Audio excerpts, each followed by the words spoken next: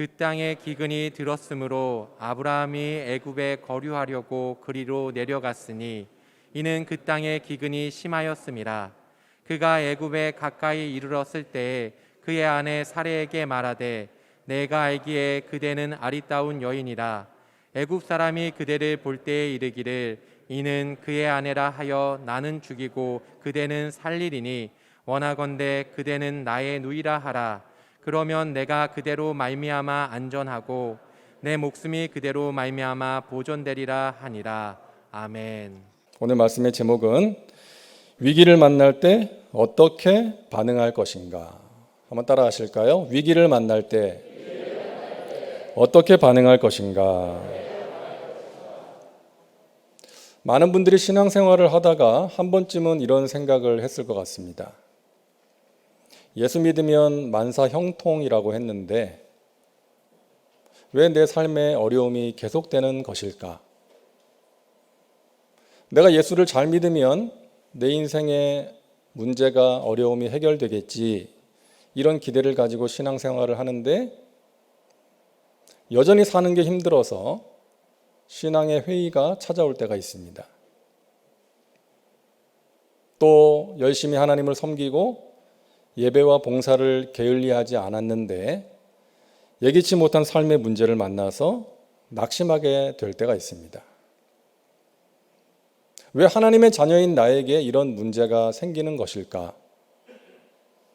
왜 신앙생활 열심히 하는 저 사람에게 저런 고난이 닥치는 것일까? 이런 생각을 할 때가 있는 것이죠.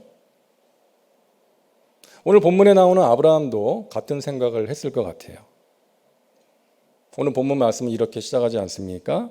10절에 그 땅에 기근이 들었으므로. 그 땅은 어떤 땅입니까? 하나님께서 아브라함에게 약속하시고 인도하신 땅이에요. 아브라함이 여러 가지 어려움을 극복하고 마침내 들어간 땅입니다. 그 땅에 들어갔을 때 아브라함에게 이런 기대가 있지 않았겠어요? 하나님이 주신 약속을 생각하면서 이 땅에서 잘 살아보자. 하나님이 주신 말씀처럼 큰 민족을 이루고 축복의 통로로 멋지게 살아보자. 이런 기대가 있지 않았겠어요? 그런데 그 땅에 기근이 있는 거예요. 여러분, 그 당시의 기근은 사느냐 죽느냐의 문제였습니다. 생존이 걸린 문제였어요. 성경에 기록되어 있지는 않지만 아마도 아브라함은 당황했을 것입니다. 받아들이기가 힘들었을 거예요. 왜? 하나님께서 약속하시고 인도하신 땅이었기 때문에. 그 약속의 땅에 들어와서 감격의 제단을 쌓고 하나님을 예배했는데 기근을 만나게 된 것입니다. 여러분, 우리가 이 장면을 보면서 확인하게 되는 한 가지 사실이 있죠. 하나님의 자녀에게도 위기가 찾아온다는 것입니다. 우리가 하나님의 말씀을 따라 살아갈 때에도 위기를 만날 수 있다는 것입니다. 제가 하나님의 인도하심으로 터키에 가서 튀르키예라고 이름이 바뀌었다 그러죠. 튀르키예에 가서 이제 사역을 했는데요. 하나님께서 인도하셨어요. 저는 제가 터키에 가서 사역할 것이라고 생각하지 못했는데 하나님께서 인도하시더라고요. 그런데 하나님께서 인도하신 그 땅에서의 삶과 사역이 때로는 외롭고 힘들 때가 있었습니다. 지금도 마찬가지예요. 하나님께서 저를 송파교회로 인도하셨어요. 저는 제가 송파교회에서 사역하리라고는 꿈에도 생각해 본 적이 없습니다. 정말이에요. 근데 하나님께서 인도하셨어요. 근데 하나님께서 인도하셨지만 이곳에서의 저의 사역이 때로는 몸과 마음이 힘들고 지칠 때가 있는 거예요. 그럴 때 왜 이렇게 힘들지?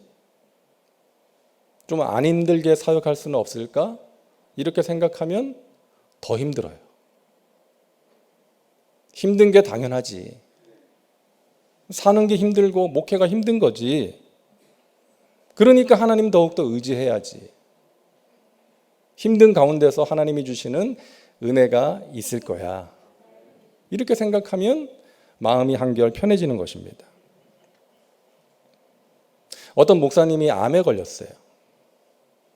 그때 이 목사님에게 가장 먼저 든 생각은 왜 하필 나야? 왜 하나님의 종으로 열심히 사역하는 나에게 암이 찾아온 거야? 이런 생각이 들었다는 거예요. 근데 금방 스스로에게 대답이 되더래요. 왜 너는 안 돼? 너라고 뭐 특별해? 누구나 암에 걸릴 수 있는 거지. 이렇게 마음이 달라지더라는 거예요. 그러면서 내가 왜 암에 걸렸을까 생각하고 암을 계속 묵상하니까 너무나 힘들어지더라는 거예요. 그래서 뭐 나도 암에 걸릴 수 있지. 그렇다면 내가 어떻게 해야 될까? 어떻게 이겨내야 될까? 하나님께서 나에게 바라시는 것이 무엇일까? 내가 어떻게 하기를 바라실까? 이것을 생각했다는 거예요. 그래서 수술을 받고 항암 치료를 받는 정말 그 죽을 만큼 힘든 상황에서 암 환자들과 고통 가운데 있는 사람들을 위한 유튜브 방송을 하게 되었다는 것입니다. 그러니까 매일 말씀을 묵상하고 암을 묵상하는 게 아니라 말씀을 묵상하고 그렇게 말씀을 준비해서 올리다 보니까 자기도 은혜가 되고 또 많은 사람들이 위로와 용기를 얻고 있다. 그런 이야기를 들었습니다. 사랑하는 여러분, 우리는 인정해야 됩니다.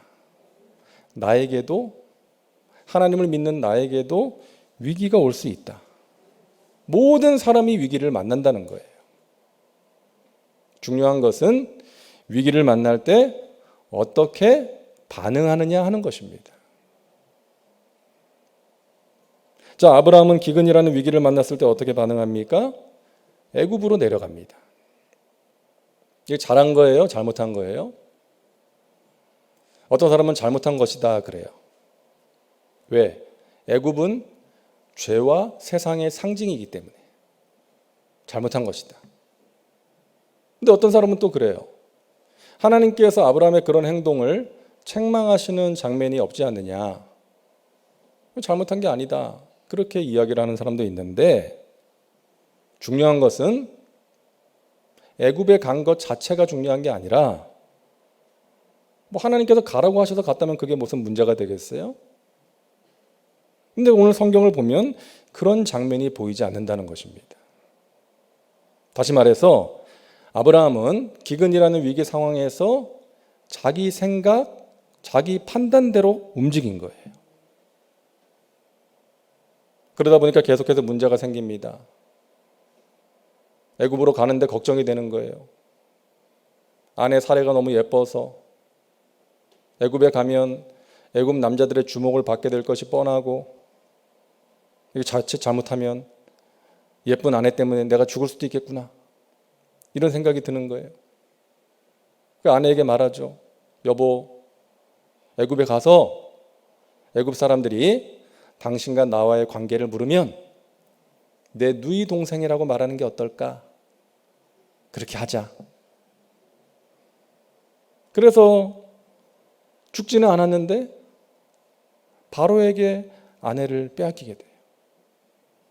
바로의 눈에 들어서 궁정으로 들어가게 됩니다. 사라가.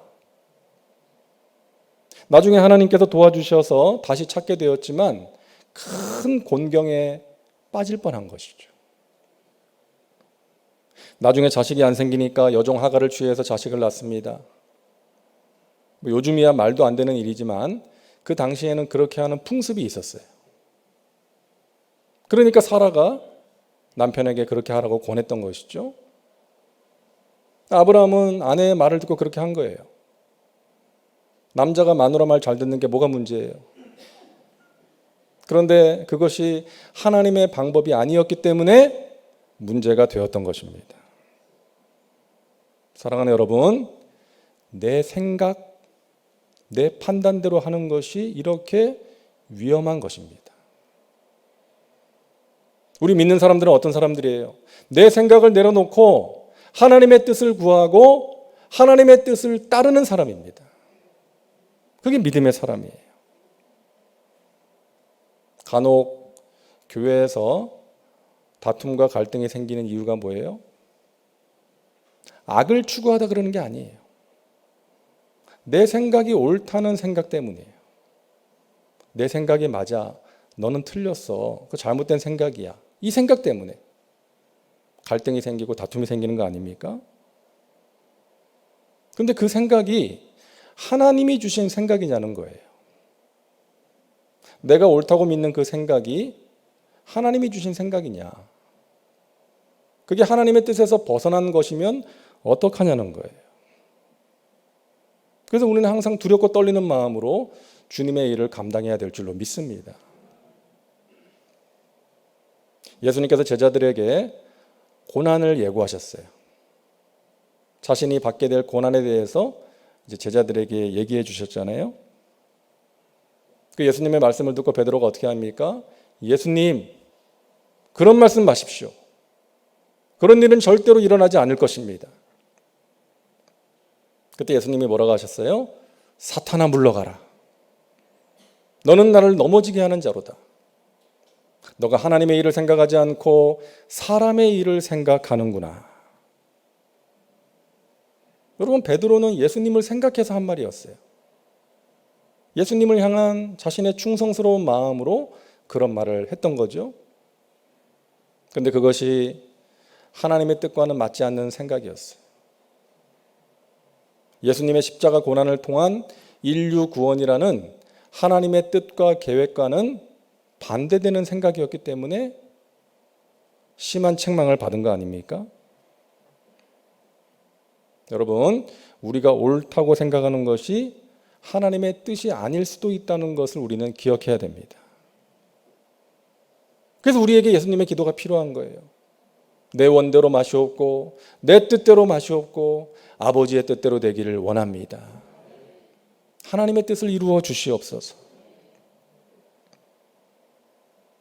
많은 사람들이 어떤 행동이나 결정을 할 때 근거로 삼는 몇 가지가 있습니다. 무엇에 따라서 행동하는가? 무엇으로 결정하는가? 첫째는 내 기분과 감정에 따라 행동할 때가 있습니다. 자기 기분에 따라서 말을 하고 행동하는 거예요. 지금 내 기분이 이래서, 너가 내 기분을 상하게 해서 내가 이렇게 한다. 뭐 예를 들어서 주일 아침에 배우자끼리 싸우면 교회를 안 가는 거예요. 내가 지금 교회 갈 기분이 아니다. 그러면서 안 갈 수 있는 거예요. 자기 기분에 따라서 행동하는 것입니다. 둘째는 내게 이익인가 손해인가에 따라서 결정합니다. 이익이 되면 하고 손해가 되면 안 하는 거예요. 힘들면 안 하는 거예요. 세 번째 기준은 옳은가 그른가로 판단합니다. 이 판단 기준을 가지고 바르게 살고 좋은 일을 하는 사람들이 있죠. 그런데 문제는 뭐예요? 우리가 옳고 그름을 정확하게 판단할 수 있는 능력이 부족하다는 것입니다. 내가 옳다라고 생각했는데 나중에 보니까 아닌 경우가 있을 수 있는 거예요. 여러분, 우리 믿음의 사람들이 가져야 될 기준이 있지 않습니까? 그 어떤 것보다 상위에 두어야 될 판단 기준이 있습니다. 바로 하나님의 뜻인가 아닌가 하는 것입니다. 내가 이렇게 하는 것이 하나님의 뜻일까? 내가 이렇게 말하고 행동하는 것이 하나님의 뜻일까? 내가 선택한 이것이 과연 하나님의 뜻일까 하는 것입니다. 그래서 선택을 하기 전에, 결정을 하기 전에 먼저 하나님의 뜻을 구해야 되는 것이죠. 그리고 하나님의 뜻이라면 내 기분과 감정에 상관없이 해야 되는 거예요. 내 기분이 별로 하고 싶지 않아도 해야 되는 거예요. 내가 손해가 된다 할지라도 해야 되는 것입니다. 아무도 아멘을 안 하시네요. 하기 싫으신가 봐요. 하나님의 뜻이라면 해야 되는 거죠. 손해가 된다 할지라도, 내가 힘들다 할지라도 그것이 나를 향하신 하나님의 뜻이라면 해야 되는 것입니다. 내 뜻대로 하는 것이 아니라 로마서 12장 2절의 말씀처럼 하나님의 선하시고 기뻐하시고 온전하신 뜻이 무엇인지를 분별하면서 살아가야 될 줄로 믿습니다. 여러분 항상 하나님의 뜻을 구하며 살아가시기를 바랍니다. 위기를 만날 때 하나님의 뜻이 이루어지기를 구하시고 합력하여 선이 되기를 기도하시기를 바랍니다. 결국 아브라함의 아내 사레는요, 남편의 제안대로 누이 동생이에요 라고 했다가 바로의 눈에 들어서 바로의 궁으로 들어가게 돼요. 여러분 그때 아브라함의 마음이 어떻겠어요? 얼마나 후회스럽고 미안했겠습니까? 새 장가 갈 수 있겠구나 하면서 좋아했겠어요? 그러지 않았을 거예요. 아내에게 너무나 미안했을 거예요. 여기까지는 비극인데 놀라운 하나님의 반전 드라마가 시작됩니다. 17절입니다. 야훼께서 아브라함의 아내 사레의 일로 바로와 그 집에 큰 재앙을 내리신지라. 하나님께서 아브라함과 사레를 위해서 일하세요. 그 재앙이 무엇인지는 우리가 알 수 없지만 바로에게 내려진 그 재앙을 통해서 바로가 알게 되었어요. 이 여자가 저 아브라함이란 남자의 아내구나. 그것을 알게 되었고 그래서 사레를 아브라함에게 돌려보내게 됩니다. 하나님께서 하신 일이에요.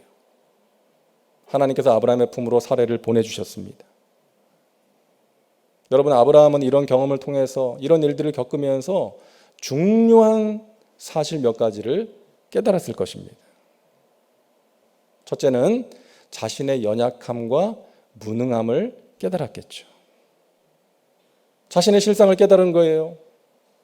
하나님 없이 내 마음대로 결정하고 움직인 나 살겠다고 아내도 지켜주지 못한 나라는 존재가 얼마나 부족하고 연약한 존재인가. 물고기가 물을 떠나서는 살 수 없듯이 나는 하나님의 품을 떠나서는 살 수 없는 존재구나.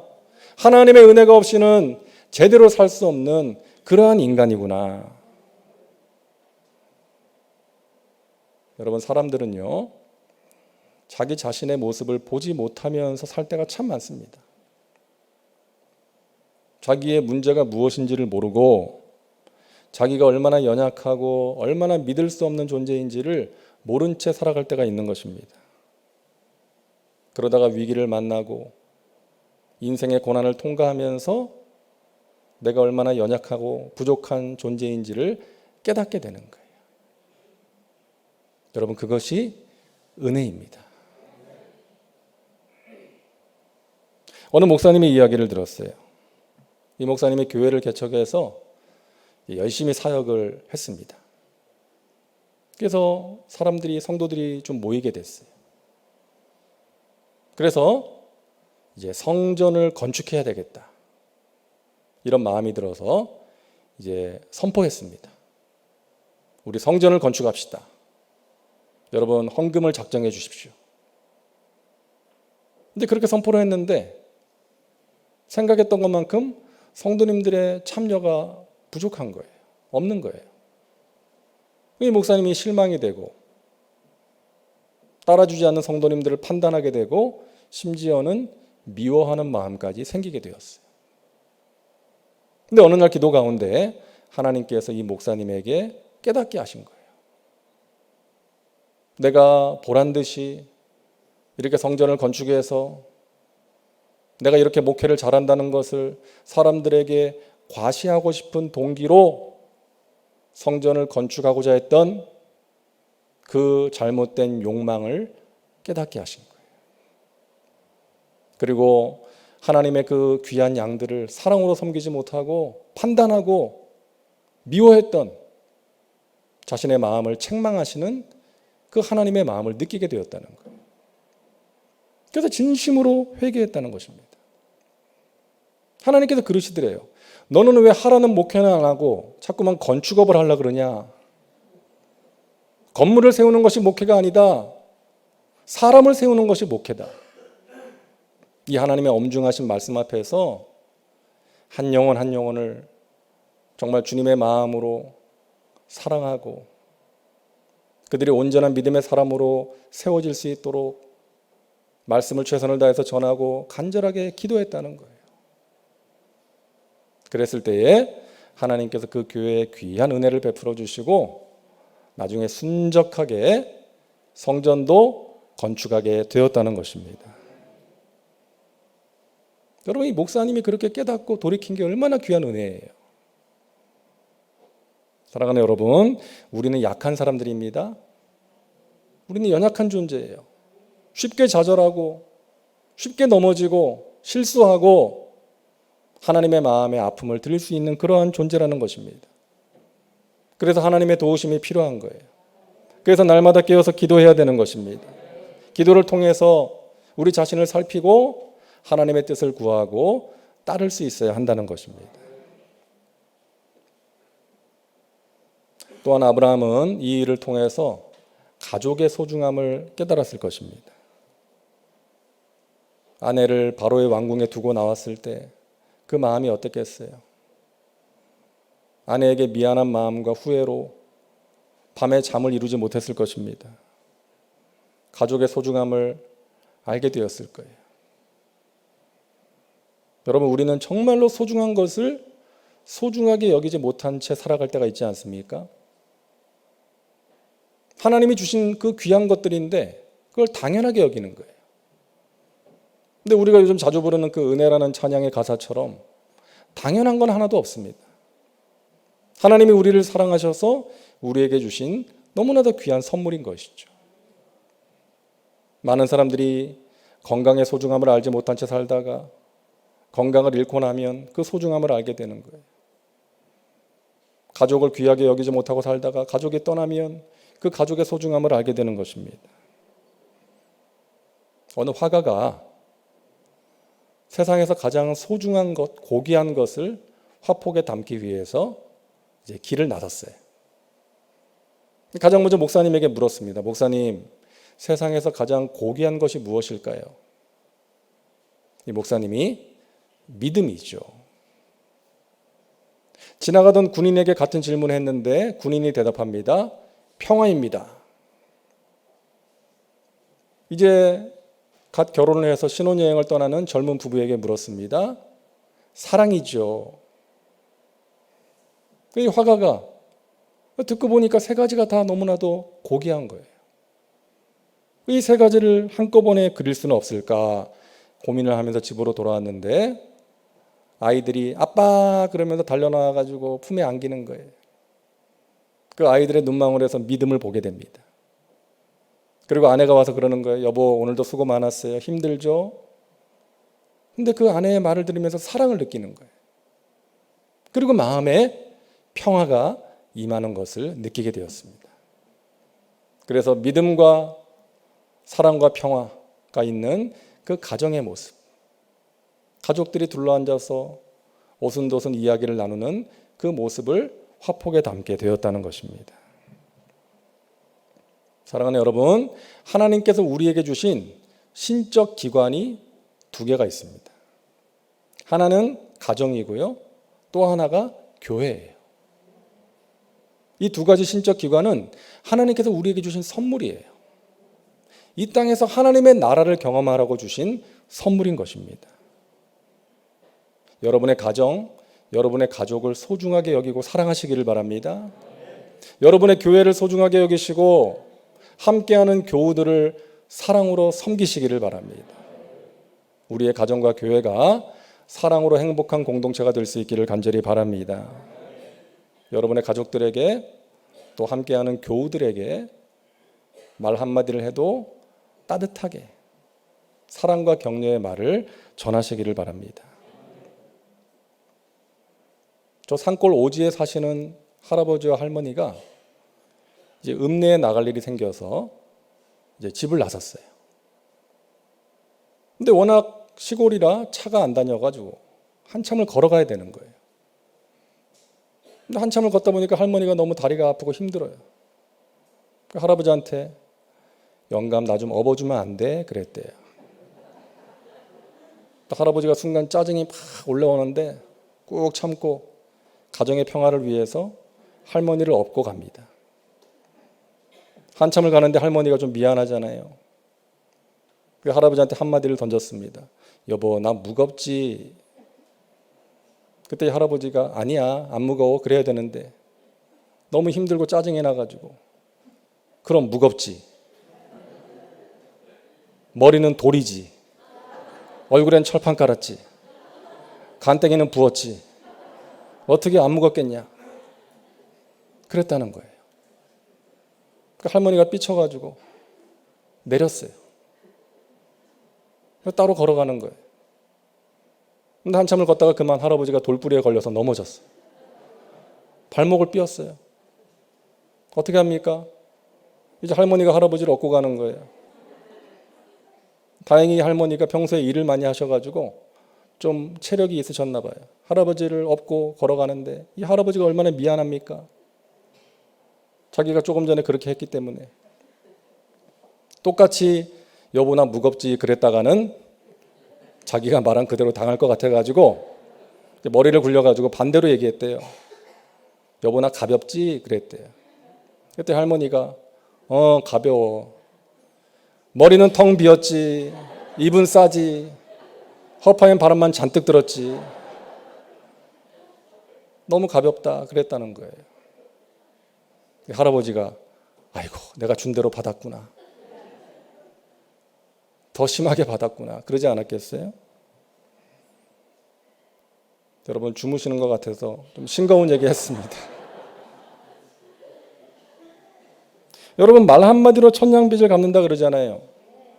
말 한마디로 친구가 되기도 하고 원수가 되기도 하는 것입니다. 여러분 상대방을 존중하면서 상대방을 세워주는 말, 덕을 끼치고 은혜를 전하는 말을 하며 살아가시기를 바랍니다. 우리의 가정과 교회가 너무나 소중한 것입니다. 내 옆에 있는 사람들이 너무나 소중한 존재라는 거예요.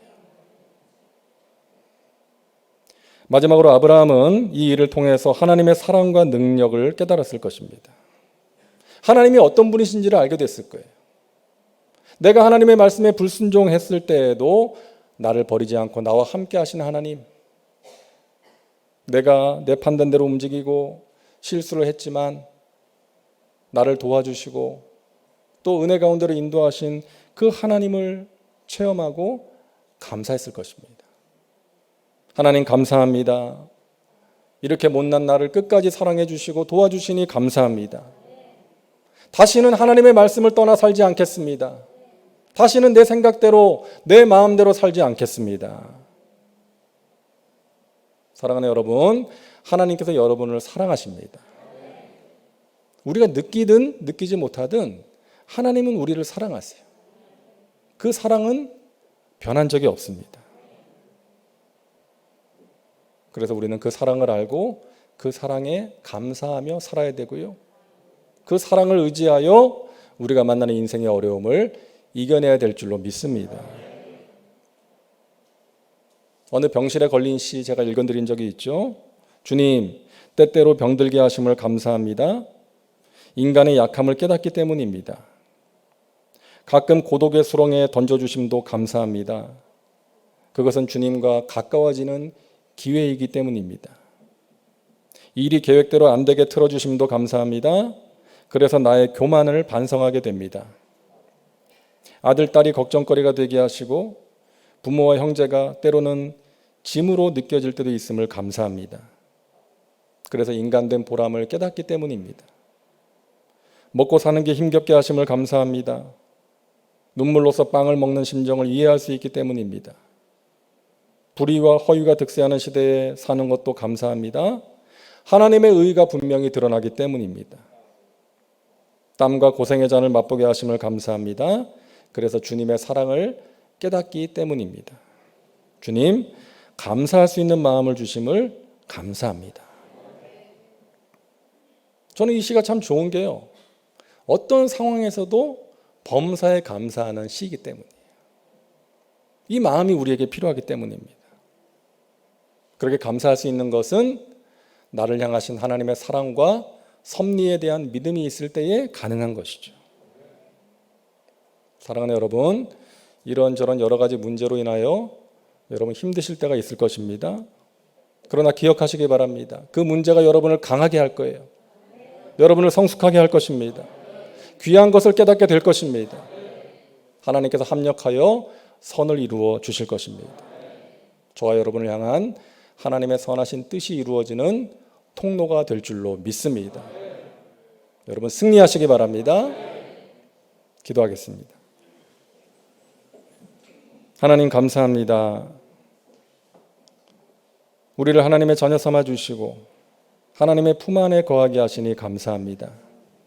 인생의 위기를 만날 때 때로는 신앙의 회의가 찾아오고 낙심이 될 때가 있지만 하나님 그때 우리의 믿음을 붙들어 주시고 굳건하게 세워 주셔서 하나님을 향한 믿음으로 어려움을 이겨낼 수 있도록 도와 주시옵소서.